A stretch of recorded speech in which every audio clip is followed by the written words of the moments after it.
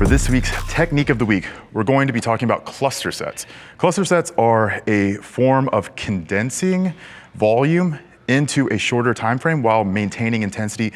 Also, a big feature of cluster sets is that you're going to be training with high intensities closer to failure, but not having to worry about the same risk as if you were potentially taking one set to failure or even potentially beyond technical failure. So again, there's a lot of potential benefits for cluster sets.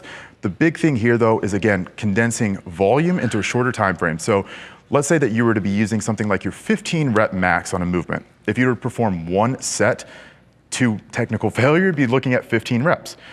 Instead, you could do something like 5 sets of 5 as a cluster set with 20 seconds rest in between. So you're getting 25 reps versus 15, and you're also being able to circumvent some of that, some of the fatigue that you'd be generating and some of the risk that you would also be having to come into contact with if you're to be doing one set all the way to that failure point. And you can also take that last set to any degree of intensity that you want. So if you get, to 24 reps out of 25, you might say, screw it, I'm gonna go all the way as far as I can and really, really push myself even with that volume increase there. So good example here would be a leg press. The leg press is a movement that you can very easily perform cluster.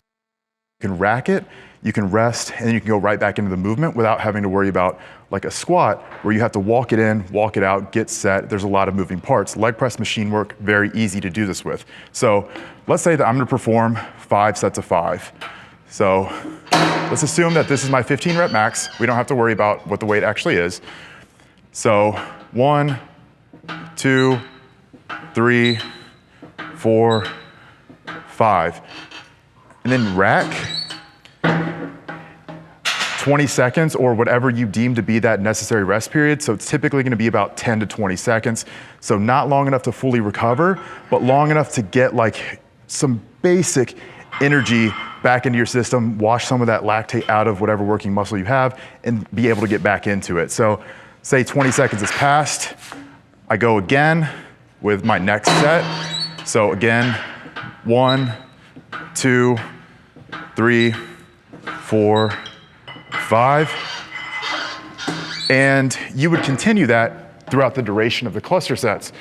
The big thing though is that you want to make sure the movement you choose for this technique is stable, safe, so it allows you to push close to failure with reasonable levels of risk management.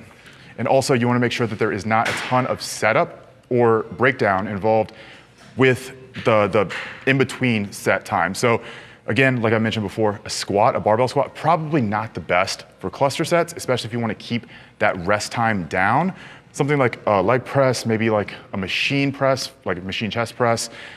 Anything like dumbbell work would potentially be a little bit better as well. But there are a few parameters here you have to understand, but cluster sets are awesome if you're really trying to, again, condense volume into a short time frame while keeping your intensity high.